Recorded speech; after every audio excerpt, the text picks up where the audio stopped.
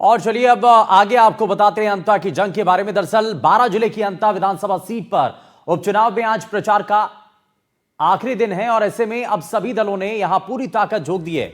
BJP और कांग्रेस के नेताओं ने अंता में डेरा डाला हुआ है और चुनाव प्रचार में कोई कसर नहीं छोड़ना चाह रहे हैं। राजस्थान के मुख्यमंत्री भजनलाल शर्मा आज फिर से अंता में रोड शो करेंगे और इस दौरान उनके साथ पूर्व मुख्यमंत्री वसुंधरा राजे और बीजेपी प्रदेश अध्यक्ष मदन राठौर भी साथ रहेंगे। वहीं पूर्व मुख्यमंत्री अशोक गहलोत आज कांग्रेस प्रत्याशी प्रमोद जैन भाया के समर्थन में अंता में रोड शो करेंगे और उनके साथ नेता प्रतिपक्ष टीकाराम जूली, प्रदेश कांग्रेस अध्यक्ष गोविंद सिंह डोटासरा समेत कई स्टार प्रचारक मौजूद रहेंगे।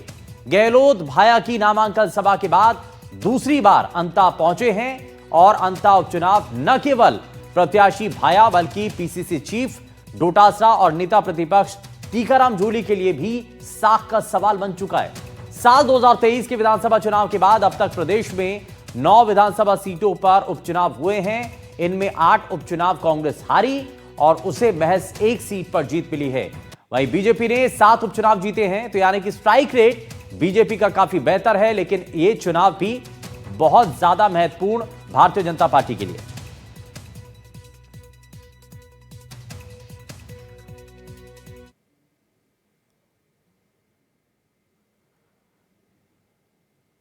और अंता विधानसभा उपचुनाव का आज चुनाव प्रचार का आज आखिरी दिन है और सीएम भजनलाल का अंता में रोड शो होना है। वहीं इस रोड शो के अंदर वसुंधरा राजे सहित कई मंत्री भी हिस्सा लेंगे और कांग्रेस प्रत्याशी के पक्ष में रोड शो किया जाएगा।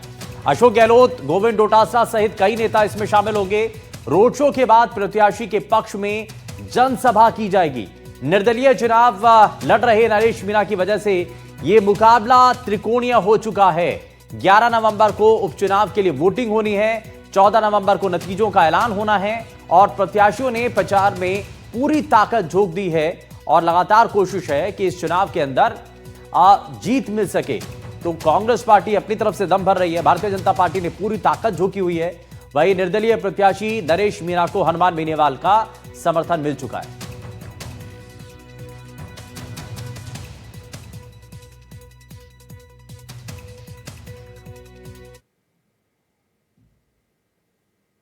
और वहीं अंता विधानसभा सीट पर हो रहे उपचुनाव के बीच नरेश मीणा के पिता अपने बेटे के लिए चुनाव को लेकर के काफी आश्वस्त नजर आ रहे हैं।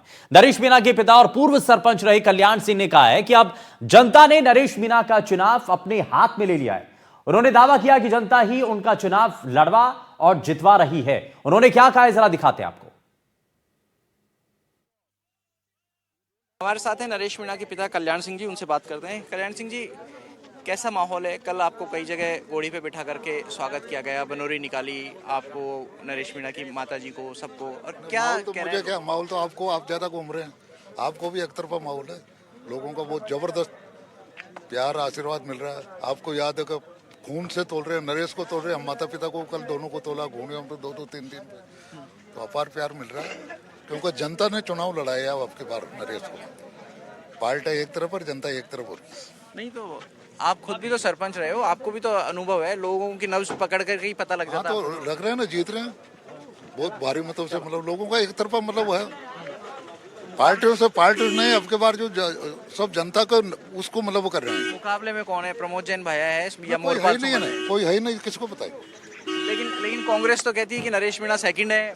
नहीं, वो उनको वो लगता होगा, हमारे सामने तो हमें तो कोई लग ही नहीं रहा। पहले हम भी सोचते थे कि आकलन करेंगे, आकलन नहीं दिख रहा, किसके साथ आकलन। छबड़ा, देवली और अंता के चुनाव में क्या अंतर दिखता है आपको तीनों चुनाव में? नहीं, वो चुनाव अलग है, ये चुनाव में जनता ने मतलब इस तरह का मन बना लिया कि पार हो गए।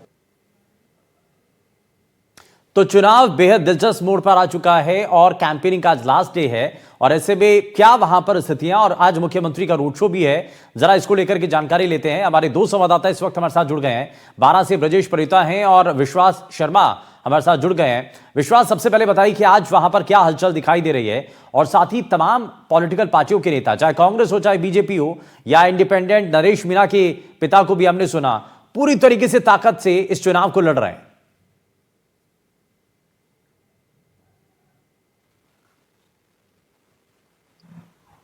विश्वास में जी बिल्कुल, देखिए आज चुनाव प्रचार थम जाएगा, इसको लेकर के आज आज जो है लगातार जो यहाँ पर रैलियों का दौर है वो जारी रहेगा। साथ ही सीएम रोड शो करने के लिए जा रहे हैं। सीएम का दूसरा रोड शो है वहां पर। इसके साथ ही पूर्व सीएम अशोक गहलोत, उनके साथ में कांग्रेस के तमाम बड़े नेता, जिसमें कांग्रेस प्रदेश अध्यक्ष गोविंद सिंह डोटासरा, टीकाराम जूली शामिल हैं। वे वहां पर प्रमोद जैन भाया के लिए जो चुनाव प्रचार है वो कर रहे हैं। और लगातार हम देख रहे हैं पिछले 3 से 4 दिन से नेता प्रतिपक्ष टीकाराम जूली वहां पर चुनाव प्रचार कर रहे हैं प्रमोद जैन भाया के लिए। वोटर्स को लामबंद करने की जो कोशिश है वो लगातार जारी है।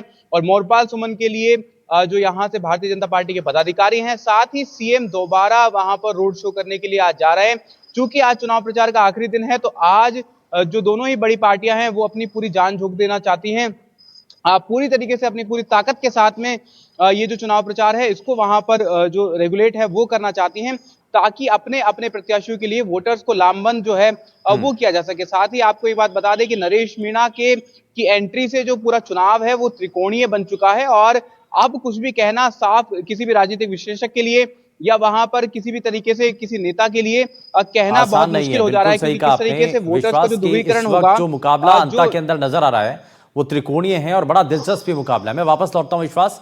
ब्रजेश भी हमारे साथ लगातार बने हुए। ब्रजेश, आज मुख्यमंत्री का रोड शो भी होना है, क्या तैयारियां उसको लेकर, और ये अभी हाल फिलहाल के अंदर ये दूसरा रोड शो होना है उनका?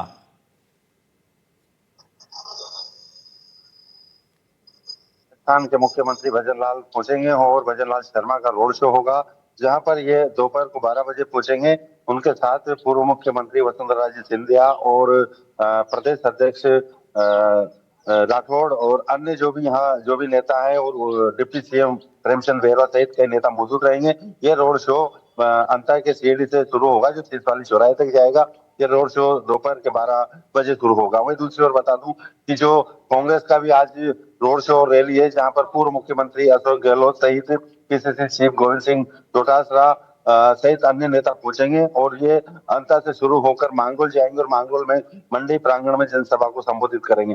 हालांकि अब ये जो अंता का मुकाबला है त्रिकोणीय संघर्ष नजर आ रहा है और दोनों पार्टियों सहित निर्दलीय प्रत्याशी नरेश मीणा ने पूरे दमखम से प्रचार किया है। आज प्रचार का आखिरी दिन है और शाम को देर साय को प्रचार का शोर शराबा थम जाएगा। प्रचार का शोर थम जाएगा, डोर टू डोर सिर्फ कैंपेनिंग की जा सकेगी, उसके अलावा कुछ नहीं हो सकेगा। तो ये बड़ा महत्वपूर्ण है विश्वास। एक चीज, क्योंकि आप देखिए कांग्रेस पार्टी शुरुआत में, क्योंकि देखा जा रहा था कि जो बड़े नेता हैं उनका उतना सपोर्ट शायद नहीं मिल रहा था या उतना ग्राउंड पर एक्टिव नजर नहीं आ रहे थे, लेकिन जैसे जैसे चुनाव आगे बढ़ा वैसे वैसे नेताओं की भूमिका वहां पर दिखाई देने लगी। डोटासरा वहां पर दिखाई देते हैं, टीकाराम जूली वहां पर डेला डाले हुए हैं।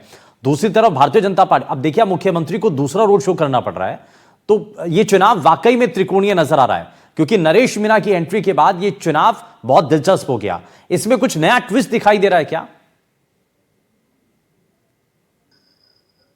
जी बिल्कुल, देखिए जिस तरीके से नरेश मीणा की कम्युनिटी के वोट्स वहां पर हैं, उसको लेकर के जो समीकरण है वो बिगड़ चुके हैं। क्योंकि देखिए कांग्रेस का पारंपरिक वोट माना जाता है आदिवासी समुदाय, मीणा जो कम्युनिटी है उसको कांग्रेस का एक वोटर माना जाता है। अब चूंकि नरेश मीणा वहां से खड़े हैं तो उस वोट में कितनी सेंध लगेगी ये देखना होगा। साथ ही ऐसा नहीं है कि केवल एक तरफा कांग्रेस को ही डेंट कर रहे हैं, अब बीजेपी का भी जो एक पारंपरिक वोट वहां पे माना जाता है, धाकड़ समुदाय से जो एक वोट माना जाता है, और थोड़े जो वोट्स उनके माने जाते हैं, उनको भी नरेश मीणा कहीं ना कहीं डेंट कर रहे हैं। तो इसलिए ये कहना बहुत मुश्किल है कि कौन यहाँ पर एज लेता हुआ नजर आ रहा है। एक सवाल और है विश्वास, जिसके बारे में आप बता भी रहे हैं, लेकिन मैं माफी के साथ रोक रहा हूं आपको। एक सवाल ये कि भाई हमेशा देखा जाता रहा है नरेश मीणा जब जब इंडिपेंडेंट होकर के चुनाव लड़ते हैं वो अक्सर कांग्रेस पार्टी को नुकसान पहुंचाते हैं, ये इतिहास रहा है।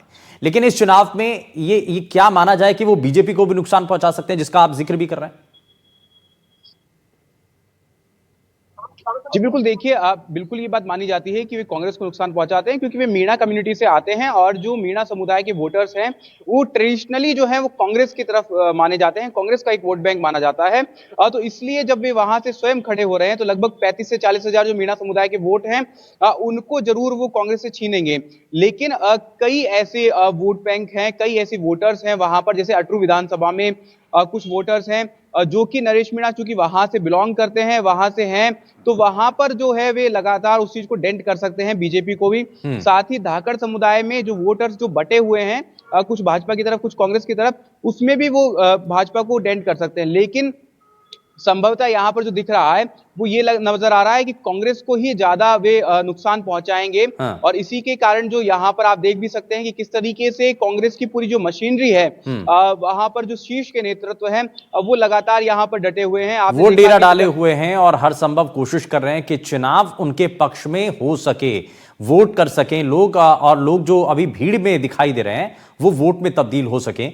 मैं जरा जल्दी से एक रिएक्शन ब्रजेश से भी ले लेता हूं। ब्रजेश, भारतीय जनता पार्टी ने एक साथ इससे पहले जो रोड शो हुआ था मुख्यमंत्री का, उसमें भारतीय जनता पार्टी की ताकत दिखा दी थी, एकता शक्ति प्रदर्शन वहां पर दिखाया गया था। कांग्रेस पार्टी के लिए बड़ा मुश्किल है और अक्सर ये चुनाव के दौरान भी सवाल उठे कि एक मंच पर क्या सभी नेता आ पाएंगे।